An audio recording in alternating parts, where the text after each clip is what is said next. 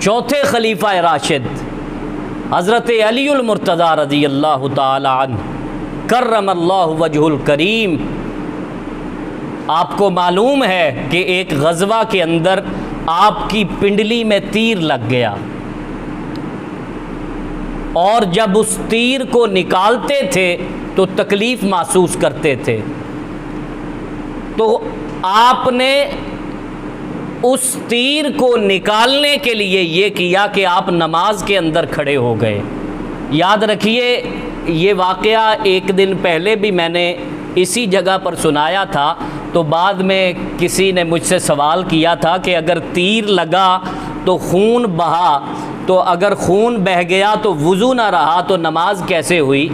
تب تک خون بہنے سے وضو ٹوٹنے کے احکام نازل نہیں ہوئے تھے، یہ اس وقت کی بات ہے۔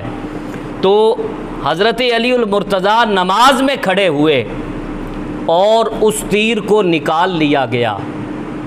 جب آپ نماز سے فارغ ہوئے تو پوچھا کہ تیر کہاں گیا؟ کہا امیر المومنین آپ نماز میں کھڑے تھے، اس وقت ہم نے تیر نکال لیا۔ یعنی نماز میں اتنا خشوع و خضوع تھا کہ تیر کے نکل جانے کی بھی آپ کو خبر نہ ہوئی۔ یہ خلفائے راشدین کی نماز کا حال ہے۔